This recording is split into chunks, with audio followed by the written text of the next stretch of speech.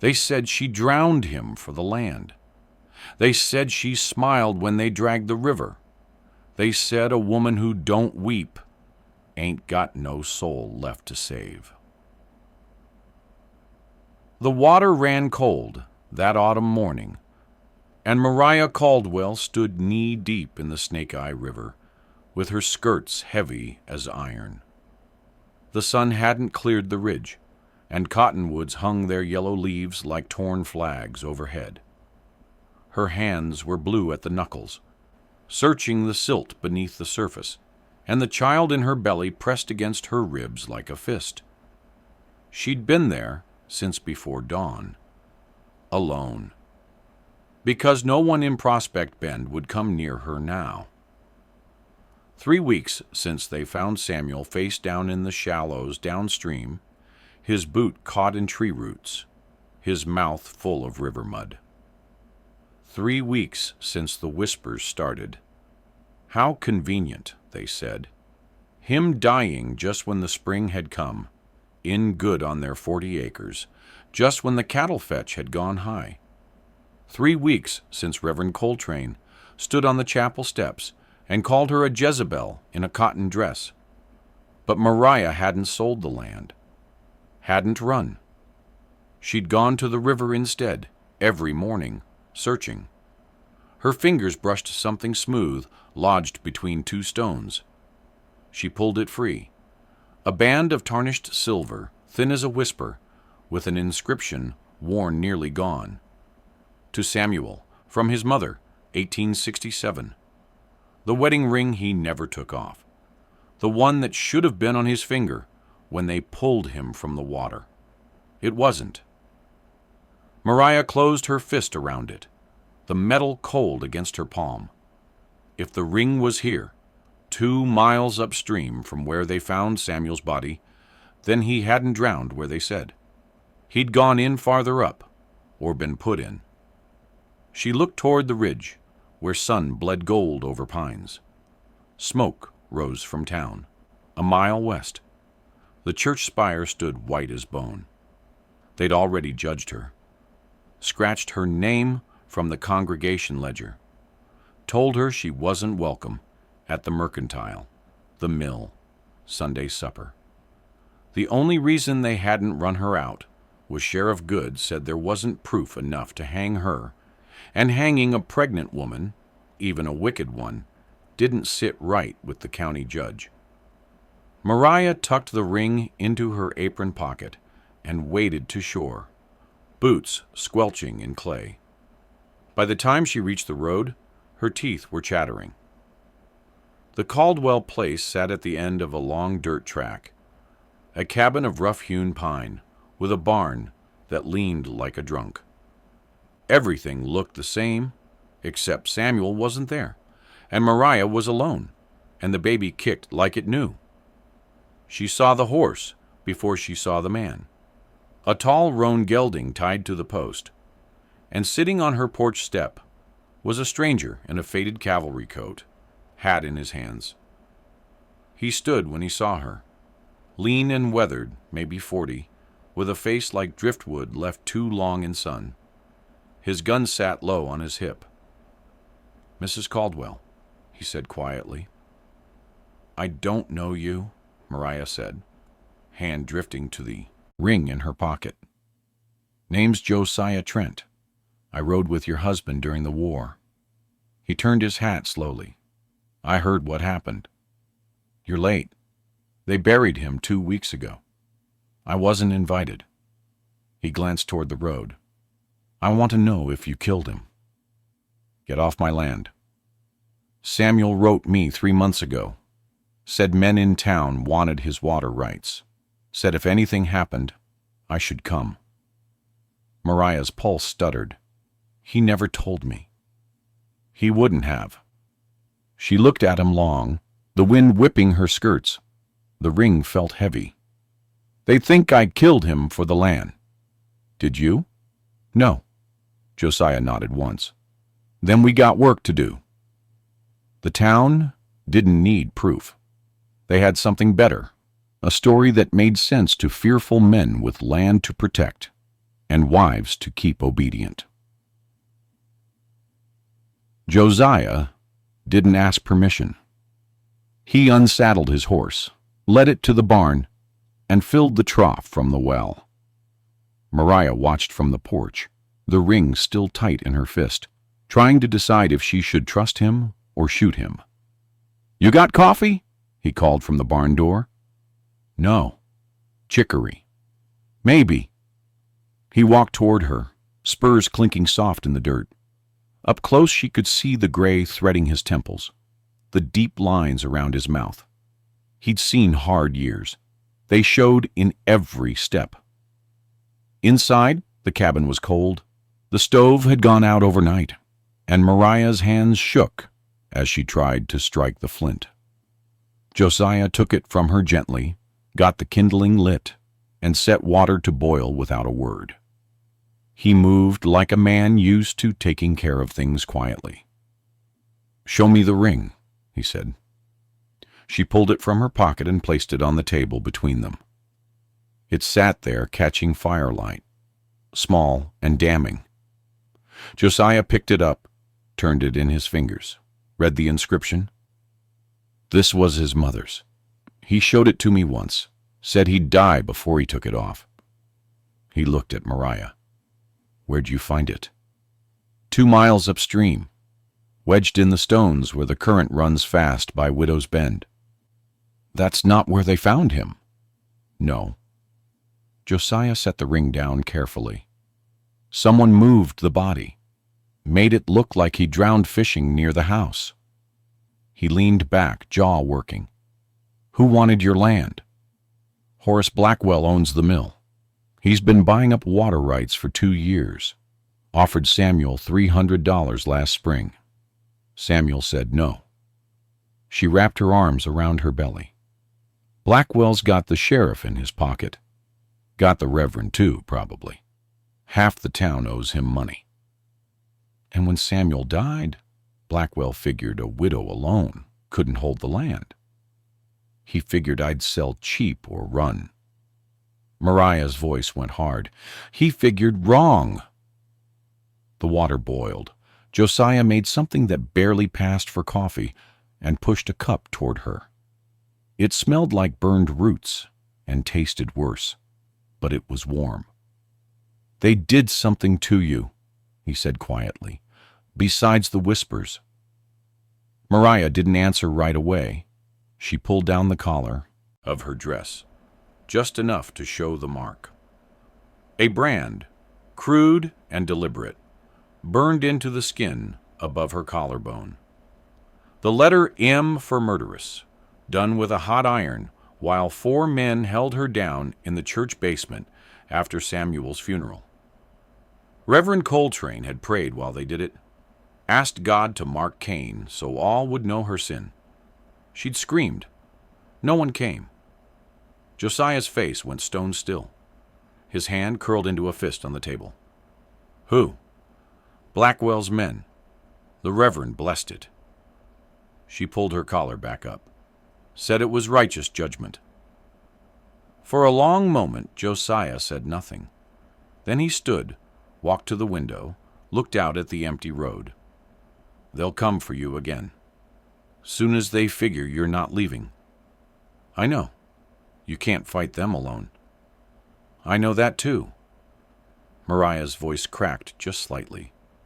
"But I got nowhere to go, and I won't let them have what Samuel died for." Josiah turned back to her. In the firelight, his face looked carved from something old and unyielding. "Then we make them prove it. Make them say out loud what they did. In front of witnesses they can't buy." "How?" "There's a circuit judge comes through in 2 weeks. We get him here. We get you a fair hearing. We show them that ring and ask questions they can't answer."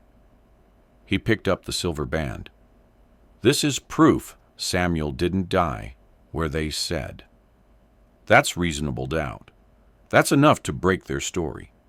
And if it's not?" Josiah met her eyes. "Then we run, and I'll make sure you and that baby get somewhere safe." Mariah looked at him. This stranger who'd ridden into her life, carrying ghosts and old debts. She didn't know if she could trust him, but she knew she couldn't do this alone. "All right," she whispered. Outside, the wind picked up, and somewhere in town, men were already gathering. Section 3: The Crack in Silence. Fear makes cowards of good men, but sometimes, just sometimes, it makes warriors of the small and forgotten. The town meeting was called for Sunday after service. Blackwell made sure of it, announced from the pulpit that there were matters of community safety to discuss. Everyone knew what that meant. They were going to decide what to do with Mariah Caldwell. Josiah and Mariah rode in together at dawn, before the church bells rang. The streets were empty, except for a few early risers sweeping boardwalks. Eyes followed them from windows, curtains dropping quickly when Mariah looked back. They tied the horses outside the general store. Josiah kept his hand near his gun, not threatening, just ready. Mariah wore her cleanest dress, the brand hidden beneath a high collar, her belly unmistakable now in the morning light. "Stay close to me," Josiah said quietly. "Don't answer if they try to rile you. Let me talk." She nodded, though her hands trembled. The church filled slowly. Families in their Sunday clothes, men with hard faces, women who wouldn't meet Mariah's eyes. She sat in the back pew, with Josiah beside her, feeling the weight of their stares like stones. Reverend Coltrane stood at the front, his Bible closed, his expression righteous and cold. Blackwell sat in the front row, a thick man with silver hair and a gold watch chain, dressed like prosperity itself. Sheriff Good stood near the door, arms crossed, star gleaming on his vest. When the room was full, Blackwell stood. He didn't wait for the Reverend. "We all know why we're here," he said, voice carrying easy over the hushed crowd. "Samuel Caldwell was a good man, an honest man, and his death was a tragedy." He paused, let the silence build. "But we got to face facts. His widow won't sell the land, won't leave, and there's been, questions." "What questions?" Josiah's voice cut through the room like a blade. Blackwell turned, eyes narrowing. "Who are you?" "Josiah Trent. I served with Samuel, and I got questions of my own." He stood, pulled the silver ring from his pocket, held it up where everyone could see. "This is Samuel's wedding ring, the one he never took off. I found it 2 miles upstream from where his body was discovered. How'd it get there, if he drowned fishing near his house like you all said?" Murmurs rippled through the crowd. Blackwell's jaw tightened.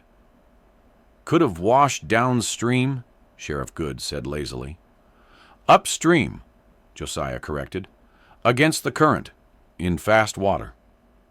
He stepped into the aisle. "Samuel was killed at Widow's Bend, and his body moved. Someone wanted it to look like an accident close to home. Someone who'd benefit from his land coming available." Blackwell's face went red. "You calling me a murderer?" "I'm asking questions, same as you. This ain't a court." "Then let's make it one." Josiah's voice went hard. "Circuit judge comes through in 10 days. Let him hear the evidence. Let him decide if Mariah Caldwell's guilty or if someone else wanted Samuel dead." The room erupted, men shouting, women gasping, Reverend Coltrane calling for order. Blackwell jabbed a finger toward Mariah. "She's a liar and a witch. She's got a mark," someone shouted from the middle pews. Mariah's hand flew to her collar, but it was too late. A woman in the crowd, Martha Yates, the schoolteacher, stood up, face pale, but voice steady. "I saw what you did to her," Martha said, looking straight at Reverend Coltrane. "After the funeral, in the church basement, 4 men held her down, and you burned her. Called it God's justice." Her voice shook but didn't break. "That ain't God. That's cruelty." Silence crashed over the room like a wave. Coltrane's face went white. "Sister Martha, you don't understand." "I understand plenty."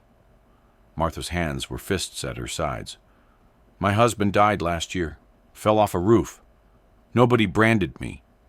Nobody called me murderous." She looked around at the crowd. "We're so busy being afraid of a pregnant widow, we can't see what's right in front of us. Samuel Caldwell's ring don't lie, and neither does that brand on her skin." A child's voice piped up from the back. "My mama says Mrs. Caldwell gave us eggs when we was hungry." Another voice. An old man near the front. "Samuel told me Blackwell threatened him, said he'd regret not selling." The crack had started, small but growing. Blackwell slammed his hand on the pew. "This is nonsense. Sheriff, remove these people." "No." Sheriff Good's voice was quiet, but it stopped everything. He pushed off from the wall, looked at Blackwell with something new in his eyes, something like doubt. "I think maybe we should wait for the judge after all." Blackwell's face went purple, but he said nothing. Josiah took Mariah's arm gently. "Come on."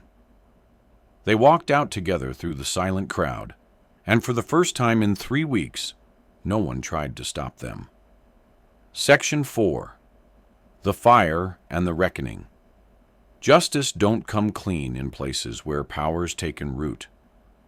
Sometimes it comes with blood and smoke, and the smell of things burning that should have burned long ago. They came for her that night. Mariah woke to the sound of horses and voices, low and ugly in the darkness. Josiah was already up, standing at the window with his rifle, face grim in the moonlight streaming through the gaps in the shutters. "How many?" she whispered, pulling herself from the bed, her belly heavy and awkward. 6, maybe 7. He checked the rifle's load. "Blackwell's not waiting for the judge." Mariah's heart hammered against her ribs. She reached for Samuel's old shotgun hanging above the door, the one he'd taught her to shoot when they first homesteaded. Her hands didn't shake now. Fear had burned itself out, left only something cold and clear behind. "Back door?" Josiah asked. "Leads to the root cellar. Opens 20 yards into the tree line. Take it. Get to the river. Follow it north to the Dunaway place. They're good people." "What about you?" He looked at her then, something fierce and final in his pale eyes. "I'm going to make them answer for what they done." "They'll kill you." "Maybe." He checked his revolver, spun the cylinder. "But they ain't touching you again." Outside, a voice called out, Blackwell's voice, thick with whiskey and righteousness. "Mariah Caldwell, you got 1 minute to come out. We're here to finish what should have been done weeks ago." Josiah moved to the door. Mariah grabbed his arm. "There's another way," she said quickly. "The brand. They did it in the church basement. There's blood still on the stones where they held me down. And the iron, they left it there. Evidence." Josiah's eyes sharpened. "Can you get to it?" "If we live through tonight." A torch arced through the air, hit the barn roof. Flames caught fast in the dry wood, crackling loud and hungry. The men outside cheered like it was a celebration. "All right," Josiah said. "New plan. We give them a fight they won't forget. Then we get that evidence before sunrise." He handed her the shotgun. "You remember how to use this?" "Yes." "Then let's make some noise." He kicked open the door and fired 3 shots fast, not at the men, but at their horses. The animals screamed and scattered, throwing riders into the dirt. Chaos erupted in the yard. Josiah dropped behind the water trough, reloading smooth and quick while bullets splintered the cabin wall. Maria crouched by the window, waited for a clear shot. One of Blackwell's men rushed the porch. She fired. The blast caught him in the shoulder, spun him sideways into the dirt. He didn't get up. "That's for Samuel," she whispered. The barn was fully ablaze now, lighting the night like a second sun. Smoke poured thick across the yard, and Josiah used it, moving fast and low toward the well. 2 more shots. A man cried out. Another dove for cover behind the fence. Then Blackwell himself appeared, torch in one hand, revolver in the other, his face twisted with rage. "You're dead, Trent! You hear me? Dead!" Josiah stood up from behind the well, rifle aimed steady at Blackwell's chest. "Drop it!" Blackwell laughed, wild and mean. "You ain't got the sand." The shot came from the road, not from Josiah, not from Maria. Sheriff Good sat on his horse at the edge of the firelight, rifle smoking in his hands. Blackwell's torch fell from his grip, and he clutched his arm, blood streaming between his fingers. "That's enough," Good said quietly. He wasn't alone. Behind him rode Martha Yates's brother, old Tom Dunaway, and 5 other men from town, the ones who'd stayed silent in the church, but who'd listened when Martha spoke. The ones who'd remembered Samuel Caldwell was a good man. "Drop your weapons, all of you." Blackwell's men looked at each other, looked at their bleeding boss, and slowly lowered their guns. Good dismounted, walked through the smoke to where Blackwell knelt in the dirt. "You're under arrest.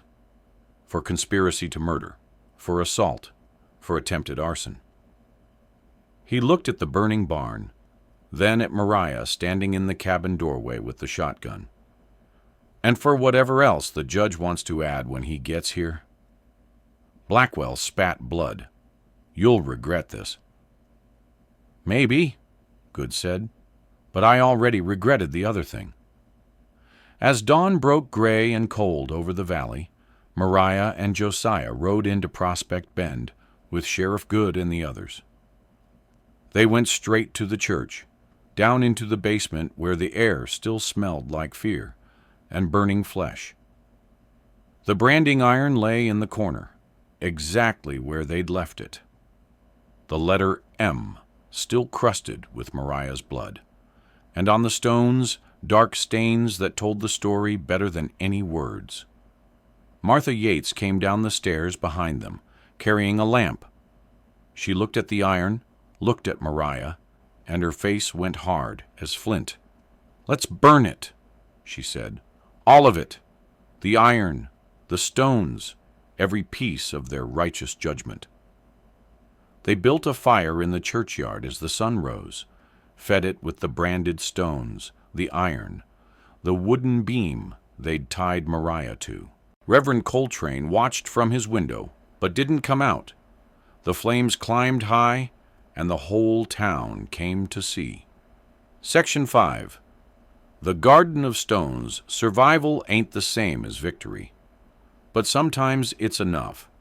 Sometimes a scar becomes a map, and a quiet morning becomes proof you're still breathing.